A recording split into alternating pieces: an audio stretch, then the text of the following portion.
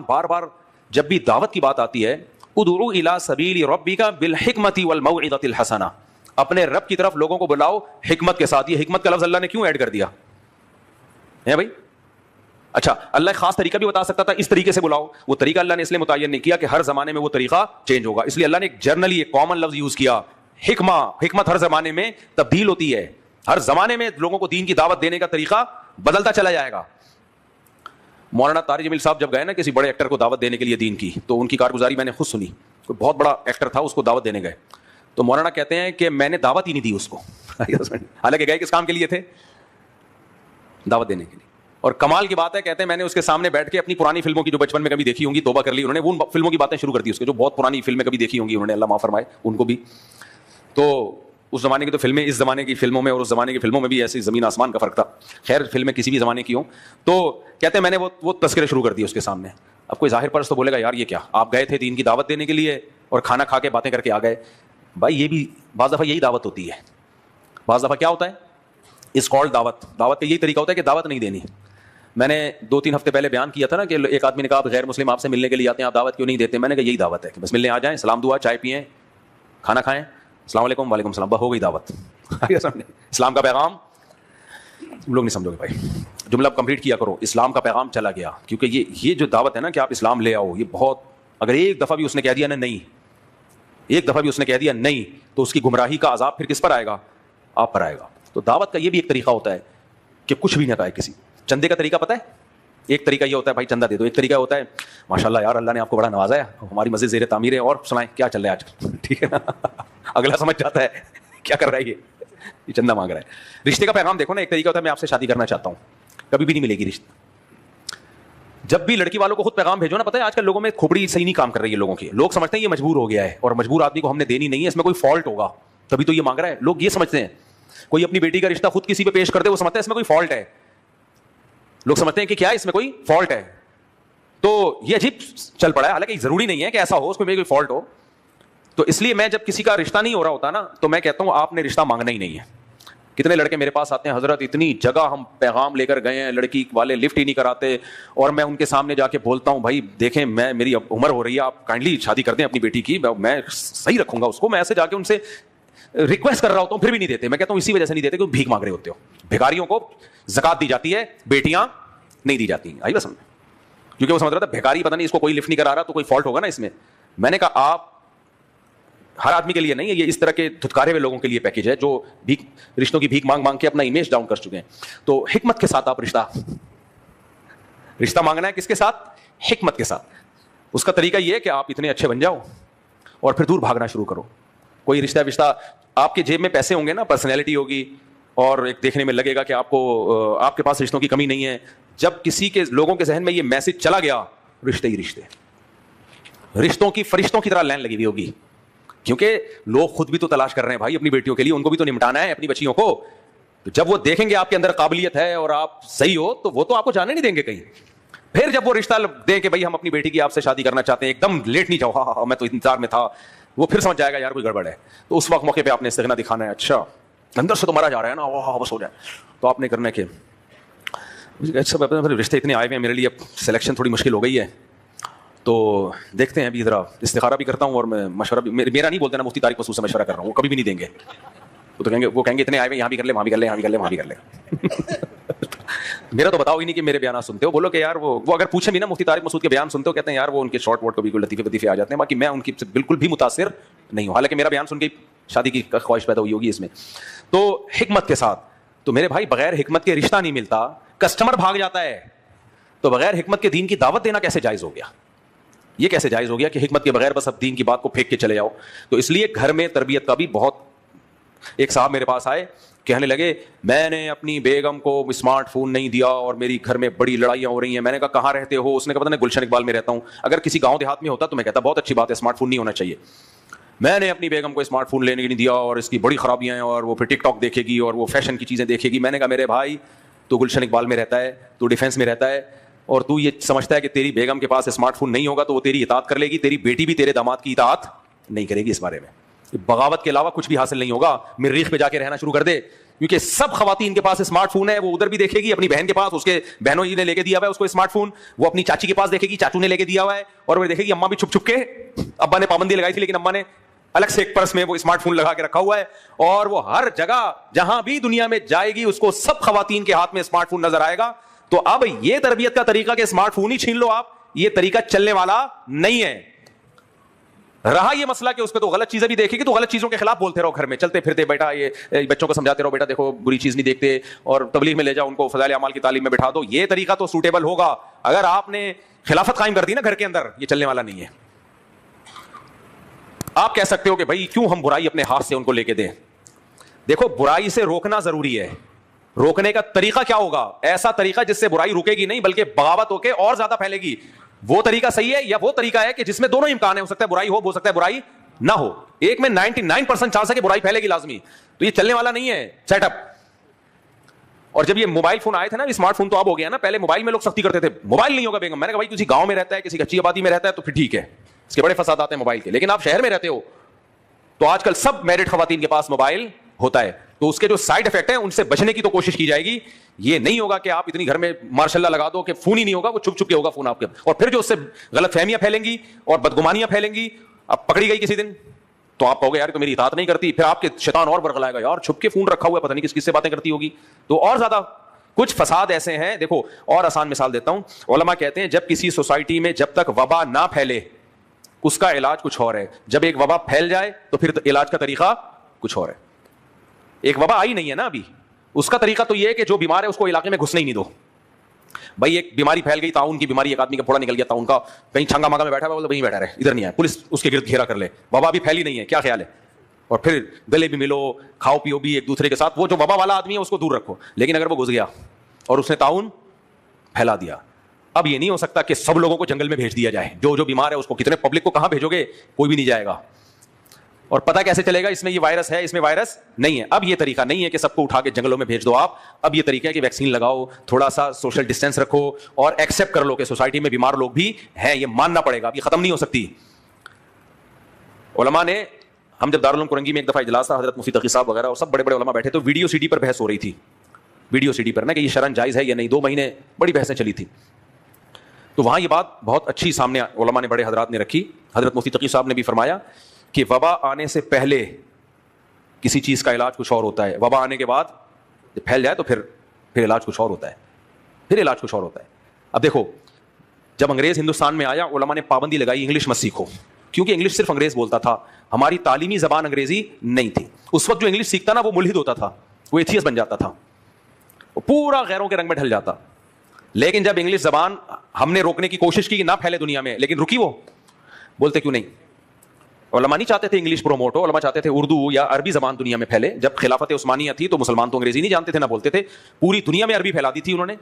ہمارا سارا لٹریچر, ہماری ساری ایجوکیشن کس میں ہوتی تھی, انگلش میں, عربی میں. تو اس وقت جب مسلمانوں کی خلافت تھی, ہم بلا وجہ انگلش سیکھنا شروع کر دیتے, ہمارا سارا کلچر برباد ہو جاتا.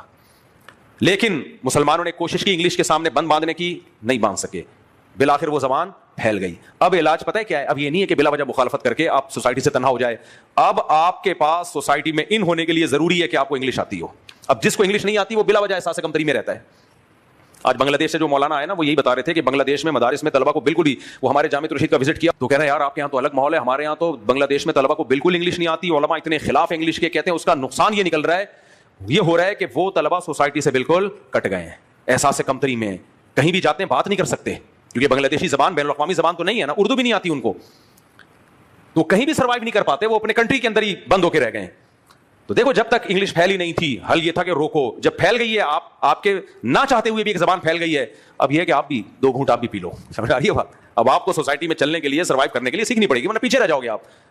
نہ ایجوکیشن میں مذہب میں بھی نہیں آگے جا سکتے. اب تو مذہبی ترقی بھی اگر چاہتے ہو, ڈاکٹر ذاکر نائک اگر اردو یا پشتو میں بیان کرتے تو غیر مسلم اتنی بڑی تعداد میں مسلمان نہ ہوتے. انہوں نے اس زبان کو سلیکٹ کیا جو انٹرنیشنل لینگویج ہے. رشین بھی انگلش سیکھ رہے ہیں, جرمن نے کتنی مخالفت کی انگلش کی, جیپنیز تو انگلش کو کفر سمجھتے تھے اب تک.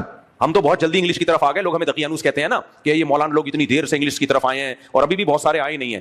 جیپنیز تو اب تک نہیں آئے, میں جاپان ہو کے گیا ہوں, ابھی بھی انگلش سے نفرت کرتے ہیں, لیکن ان کی نئی نسل باقی ہو گئی ہے. پتہ ہے آپ کو, میں یہی چیزیں سروے کرتا ہوں کہ جس کنٹری میں جاتا ہوں نا کہ واٹس گوئنگ آن, یا ہو کیا رہا ہے, چل کیا رہا ہے. تو میں نے وہاں تھوڑا سا لوگوں سے حالات پوچھے. جیپنیز انگلش کو پسند نہیں کرتے, ان کے جو بڑے بزرگ ہیں جاپانیوں کے جو رحمۃ اللہ علیہ ٹائپ کے لوگ ہیں نا جو ان کی دامت برکاتوں میں, وہ انگلش کو بالکل پسند نہیں کرتے. چائنیز میں چائنا والے انگلش کو بالکل پسند نہیں کرتے, جیسے آج سے 50 سال پہلے ہم بھی پسند نہیں کرتے تھے, ہمارا جو مذہبی طبقہ ہے, بلکہ اب تک بہت سارا مذہبی طبقہ بھی نہیں کر رہا. لیکن پتہ کیا ہو رہا ہے, جیپنیز کی جو نئی نسل ہے, وہاں اسکول کے بچوں نے مجھے بتایا, جو اسکول میں پڑھتے ہیں وہ تو بچوں کو زیادہ جانتے ہیں, کہتے ہیں نئی نسل اپنے بڑوں سے باغی ہو رہی ہے, وہ انگلش سیکھ رہی ہے. چائنا میں جو نئی نسل کے بچے ہیں وہ کیا کر رہے ہیں, وہ سیکھ رہے ہیں انگلش. رشیا میں جو نئی نسل مارکیٹ میں آ رہی ہے, حالانکہ وہاں کی گورنمنٹ نہیں پروموٹ کر رہی انگلش کو, نئی نسل کیا ہو رہی ہے, باغی. فرینچ میں جو نئی نسل ہے وہ کیا ہو رہی ہے, باغی. یہ رپورٹ ہے, یہ ہوائی باتیں نہیں ہیں. کیوں باغی ہو رہی ہے؟ اس لیے باقی ہو رہی ہے کہ گورے نے انگلش کو دنیا میں اتنا پھیلا دیا کہ جیپنیز کو معلوم ہے کہ ادھر جاپان سے باہر نکلے گونگے ہو گئے بالکل. پوری دنیا میں کوئی جیپنیز زبان نہیں جانتا.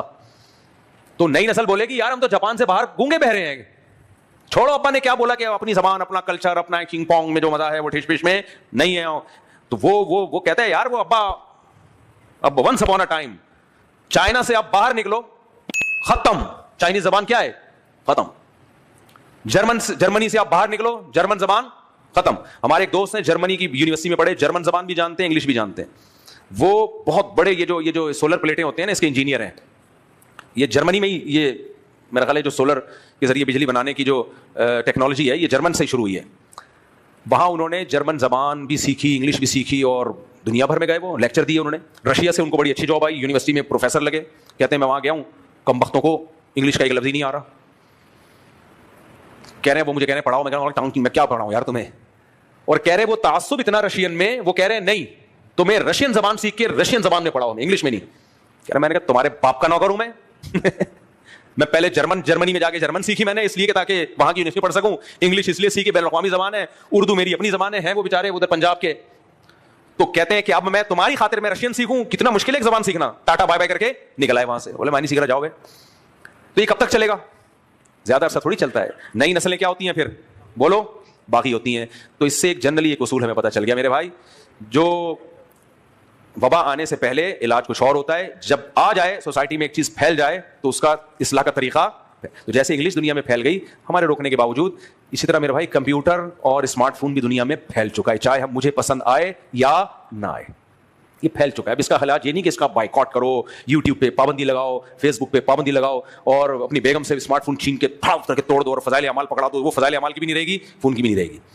اس کا طریقہ بھی ہے کہ کچھ SOPs بنا لو. نمبر 1, ان میرڈ بچی کے ہاتھ میں موبائل نہیں ہونا چاہیے. اس کا میں ابھی بالکل بھی قائل نہیں ہوں, اتنا ہماری سوسائٹی میں کلچر نہیں ہے. وہ اماں کا فون استعمال کرے, جو بھی سیٹنگ بیٹنگ ہے کس استغفر اللہ, یعنی جو بھی بات چیت کسی سے کرنی ہے اماں کے فون سے کرے. کماری بچیوں کو نہ دو, کمارے بچوں کو نہ دو جب تک وہ میچور نہ ہو جائیں, کم سے کم 18-20 سال کے نہ ہو جائیں. ان کو بولے بھائی ہمارا فون استعمال کرو. ان کو کیا کرنا ہے, آپ نے روکنا نہیں ہے ٹیکنالوجی سے, آپ نے لاؤنج میں ایک بڑی LED لگا دی. بیٹا جو دیکھنا ہے یہاں بیٹھ کے بولو, یہاں بیٹھ. میرے گھر میں لگی ہوئی ہے, بہت پہلے سے لگی ہوئی ہے, 10 سال سے لگی ہوئی ہے. جب بہت فنڈامنٹل اس قسم کا مولانا تھا میں سوسائٹی کو دیکھ رہا تھا کہ اگر میں نے ان کو بالکل پابندی لگا دی نا, یہ ادھر ادھر جا کے دیکھیں گے یہ چیزیں, اور پھر گناہ کی چیزیں دیکھیں گے. کیونکہ جب کچھ بھی نہ دیکھا ہو پاگل ہو جاتا ہے آدمی. سمجھ آ رہی ہے بات؟ تو کیا ہو جاتے ہیں, وہ سمجھتے ہیں بھائی کیا ہو گیا بھائی, تو پاگل ہو جائے گا, تو پھر گناہ میں جائے گا. تو یوز ٹو کرو تھوڑا تھوڑا ان کو, ان چیزوں سے. بھائی جائز چیزیں دیکھنی ہے, بیچ میں کوئی ایڈ آ گیا اسکپ کر دو اس کو, بیٹا یہ بری چیز ہے. ابھی بھی میں جاتا ہوں گھر میں, LED لگی ہوئی ہوتی ہے, بچے کچھ دیکھ رہے ہوتے ہیں, میں ان کو آرام سے سمجھا, بیٹا دیکھو غلط چیز بولو نہیں دیکھنا, نظر کی حفاظت کرو, بری چیزوں کو مت دیکھو. اس سے زیادہ نہیں ہو سکتا. میں سمجھا پا رہا ہوں. کھلے روم میں لگائی ہوئی LED, سب یہیں بیٹھ کے دیکھیں گے. بند کمرے میں کنڈی لگا کے کوئی نہیں دیکھے گا, بند کمرے میں کنڈی لگا کے کوئی نہیں دیکھے گا. یہ کھلا ڈلا یہاں پہ. اور بیگم کی نگرانی کیا ہوگی, فون ہوتا ہے اس کو آپ نہیں پابندی لگا سکتے, اس کو آرام سے سمجھاتے رہو, میں تمہارا ہسبینڈ ہوں, میں ہی ہوں. بیگم ہمیشہ یاد رکھنا تمہارا صرف ایک ہسبینڈ, جس کا نام جو بھی جمشید یا جو بھی ہو, اس سے زیادہ کچھ نہیں ہو سکتا. اگر آپ نے موبائل میں گھس گھس کے دیکھنا شروع کر دیا جہاں کچھ بھی نہیں, بدگمانیاں غلط فہمیوں کے علاوہ کچھ بھی حاصل نہیں ہوگا. اور پھر محبت سے اس کو آپ سب سے بہتر, خدا کی قسم میری رائے کے مطابق اس زمانے میں تربیت چاہتے ہو نا, ان چیزوں پہ پابندی نہیں لگاؤ. جو میں نے طریقے بتایا نا اس کو فوکس کرو, اس کو تبلیغ میں لے جایا کرو. سختی کرنے سے اس زمانے میں کوئی فائدہ نہیں ہے. سارے الٹے کام ہوں گے لیکن چھپ کے ہوں گے. پھر سمجھ آ رہی ہے بات؟ بچوں کو چماٹے مار مار کے ٹھیک کرنے کی کوشش کی نا, نہیں ٹھیک ہوتے اس زمانے میں. ونس اپون اے ٹائم یہ وہ دور گیا, گاؤں دیہاتوں میں ہوتا ہوگا اب, لیکن یہ جو دور چل رہا ہے اس میں آپ نے غیر ضروری پابندیاں آپ کی لگائی تو کہیں بھی پابندی نہیں ہے, صرف آپ کے گھر میں ہو تو بغاوت پھیلے گی اور ریئیکشن ہوگا, اور نتیجہ ایک ہی دفعہ میں وہ تقوی کی چادر جب اترے گی نا تو بالکل ایسے ہی ہے. کہتے ہیں کہ جیسے کوئی ایک آدمی کئی وقتوں کا بھوکا ہو اور پھر جب برداشت سے باہر ہو جائے تو پوری دیکھ کھا جاتا ہے. پھر وہ کیا کھا جاتا ہے؟ جیسے ہم دیکھو کتنا بھوکے ہوتے ہیں تو افطاری میں کتنا پھوڑ دیتے ہیں ہم بیٹھ کے, تو پھر وہ پوری دیکھ کھا جائے گا. حضرت علامہ ابن قیم رحمہ اللہ تعالیٰ بہت بڑے عالم گزرے ہیں. انہوں نے لکھا ہے بعض صوفیوں کے حالات, کہ کچھ صوفی ایسے گزرے ہیں جو بہت عبادت کرتے تھے, اللہ اللہ, انہوں نے کہا شادی بھی نہیں کرنی تاکہ بیگم کے حقوق ادا کرنے میں جو ہے وہ ایسا نہ ہو کہ اللہ کی نافرمانی ہو جائے اور عبادت میں کمی آ جائے. کہتے ہیں ان لوگوں کا جب تقویٰ ٹوٹا ہے نا تو پھر وہ ایسے بدماش بنے ہیں کہ الامان والحفیظ. انہوں نے کہا وہ نارمل وے میں چلتے رہتے تو صحیح رہتے. تو اس لیے تربیت میں میرے بھائی بہت زیادہ ضرورت ہے حکمت, مصلحت. ایک چھوٹی سی مثال دے کے بیان ختم کرتا ہوں. ہمارے ہاں جامعہ رشید میں ایک دفعہ اجلاس ہوا اور اس اجلاس میں تمام استاذوں نے مشورہ دیا کہ طلبہ کو موبائل استعمال کرنے کی بالکل بھی اجازت نہیں ہونی چاہیے, بالکل بھی اجازت نہیں ہونی چاہیے. سب نے کہا بالکل بھائی, اور دلیل یہ کہ جب موبائل نہیں تھا اس وقت بھی تو سب چل رہے تھے نا, اس وقت کیسے گزارا ہوتا تھا. ہمارے شیخ حضرت مفتی عبدالرحیم صاحب جو امیر ہیں ابھی بھی, ان کی جب باری آئی تو انہوں نے کہا کہ بھائی دیکھو بات یہ ہے, قانون بنانے میں سب سے پہلے یہ چیز دیکھی جاتی ہے کہ اس کا امپلیمنٹ ہو بھی سکتا ہے کہ نہیں ہو سکتا, اس کو فالو کرنا پاسبل بھی ہے یا نہیں ہے, لوگ مان لیں گے اس کو. ایسا تو نہیں کہ ہم پابندی لگا دیں اور سب نے چھپ چھپ کے رکھے ہوئے ہوں. کہا ٹھیک ہے جب موبائل نہیں تھا اس کے بغیر بھی دنیا چل رہی تھی, لیکن موبائل سے سہولت اتنی زیادہ ہو گئی ہے, اتنی زیادہ ہو گئی ہے, اتنی زیادہ سہولت ہو گئی ہے کہ اب اس پہ پابندی لگانا ممکن ہی نہیں ہے. تو ایسا قانون بنانا جس پر عمل ممکن ہی نہ ہو, سوائے اس کے کہ طلبہ میں بغاوت پیدا کرے گا اور قانون شکنی کریں گے, پھر جو قانون نافذ ہوئے ان کو بھی توڑنا شروع کر دیں گے, اس کے علاوہ کچھ بھی حاصل نہیں ہوگا. اس وقت میں نے کہا یار 100 سنار کی اور ایک لوہار کی, صحیح ہے نا, یہ دلیل ہے. انہوں نے کہا موبائل پہ پابندی نہیں لگا سکتے, اس کو لمٹ کر دیتے ہیں. بھائی اثر سے مغرب تک ہم آپ کو موبائل دے دیا کریں گے, اس میں استعمال کرو, یا کوئی اور اس طرح کا کوئی, اس کو یہ کہ بالکل پابندی. انہوں نے کہا جس کے جتنے مرضی فضائل سنا لو آپ, پریکٹیکلی یہ ممکن نہیں ہے. سمجھ میں آ رہی ہے بات؟ تو اس طرح میرے بھائی یہ جو بالکل دنیا چھوڑ چھاڑ کے بالکل علیحدگی اختیار کر کے بالکل ہی صوفی اور نیک بننے کی کوشش کرتے ہیں, یہ تھوڑے دن تک کی تو بات ہے, چل جاتے ہیں, اس کے بعد ان کا بیڑا غرق. اور خاص طور پر میں نے ایک مثال دی تھی نا, ایک صاحب کو جاب لیس تھے, بے روزگار گھوم رہے تھے, ایک جگہ جاب ملی تو وہاں لڑکیاں بھی تھیں, تو ان کے پیر صاحب نے کہا وہاں جاب مت کرو. وہ میرے پاس آئے مشورہ لینے کے لیے, میں نے کہا میرے بھائی جاب کر لے, نظر کی حفاظت کر. آج کل دنیا میں کوئی جگہ ایسی نہیں ہے جہاں خواتین نہ گھسی ہوئی ہوں, تیرے کو سارے رائیونڈ کے بزرگوں کے بیچ میں کوئی جاب مل جائے تو لک ہے تمہاری, ایسا ہوتا نہیں ہے. اور میں نے کہا ابھی گناہ کا خطرہ ہے بد نظری کا, جب پیسے جیب میں نہیں ہوں گے نا, تیری پہلے بات تو شادی نہیں ہوگی, اور کب تک برداشت کرے گا تو, زنا میں نہ پڑ جائے, کہیں زنا میں نہ پڑ جائے. اور دوسری بات یہ ہے کہ اگر شادی ہو بھی گئی, جب پیسے نہیں آئیں گے نا, وہ بیگم ہی آج کل کھولا لے کے مارکیٹ سے شارٹ, پھر ڈپریشن میں تمہارے پیر و مرشد تمہارے کام نہیں آئیں گے. تو ہوتا رہے گا, پیر صاحب کہیں گے صبر, انا للہ و انا الیہ راجعون, 100 دفعہ تسبیح پڑھو. تو میں نے کہا آپ کے پیر بزرگ ہیں, نیک ہیں, میں ان کو مانتا ہوں, لیکن سوسائٹی کا علم ان کو نہیں ہے, تو اس لیے حلال جاب کہیں بھی مل رہی ہے کرو. ہاں نظر کی حفاظت کو فوکس کرو, اگر پھر بھی بدنظری ہوتی ہے توبہ کرو, اس کو فوکس کرو, اصلاح کو فوکس کرو. کام نہیں چھوڑنا ہے دنیا میں, کوئی بھی کام سارے کرنے ہیں. پڑھنے کے لیے باہر ملکوں میں بھی جانا ہے, اور یہاں بھی پڑھنا ہے, یونیورسٹی میں بھی پڑھنا ہے, فوج میں بھی جانا ہے. ایک صاحب کہنے لگے میں فوج میں جاتا ہوں, اور بعض دفعہ لبرل قسم کا آفیسر آ جاتا ہے. میں نے کہا بھائی جان سارے دنیا کے سارے کام جو ملک کے لیے ضروری ہیں وہ سارے کام کرنے ہیں. جو دیکھو جب کوئی شخص پیشنٹ ہوتا ہے نا, مریض ہوتا ہے, اور ڈاکٹر کو پتا ہے اس کو آپریشن کیے بغیر گزارا نہیں ہے, دل اس کا اتنا بند ہو چکا ہے, تو آپریشن کے بھی سائڈ افیکٹ ہوتے ہیں, لیکن ڈاکٹر یہ دیکھتا ہے کہ نہ کرنے کے سائڈ افیکٹ زیادہ ہیں یا کرنے کے سائڈ افیکٹ زیادہ ہیں. اس کو پتا ہے نہ کیا تو موت یقینی ہے, تو پھر وہ رسک لے کے کام کرتا ہے. تو ہم ابھی جو امت جس سچویشن سے گزر رہی ہے نا, وہ سچویشن یہ وہ صحابہ اور خلفاء راشدین کا دور نہیں ہے کہ سب کچھ اچھا چل رہا ہے. ابھی جو کام بھی کرو گے کچھ نہ کچھ اس کے سائڈ افیکٹ ظاہر ہوں گے, تو ان سائڈ افیکٹ کو دیکھ کے کام سے نہیں رکنا ہے, یہ کوشش کرنی ہے کہ وہ سائڈ افیکٹ کیسے ختم ہو یا کم ہو, کام سارے کرنے ہیں. میں آپ کو آخری بس مثال دے کے بیان ختم کرتا ہوں. ہم نے جامعہ رشید میں جن طلبہ کو انگلش سکھائی ہے نا, ان میں ٹھش پش اور اسٹائل زیادہ ہیں, جن کو نہیں سکھائی وہ زیادہ نیک ہیں. ہمارے استاد کہنے لگے جو طلبہ انگلش سیکھ رہے ہیں سب سے پہلے ہیئر اسٹائل آ رہا ہے ان کا نا ایسے, اور وہ ایک بعض دفعہ وہ کیا ہوتا ہے کہ غیر ضروری انگلش بول کے شو مارنا شروع کر دیتی ہیں. سائڈ افیکٹ ہیں, لیکن کیا مطلب یار نہیں سیکھیں, یہ ختم ہو جائیں گے تھوڑے دنوں میں, جب یوز ٹو ہو جائیں گے نا ختم. لیکن اگر نہیں سیکھی تو ایسے نیک بننے کا فائدہ کیا ہے جس میں نہ آپ دین کا کام کر سکو, نہ امت مسلمہ اس سے ترقی حاصل کرے.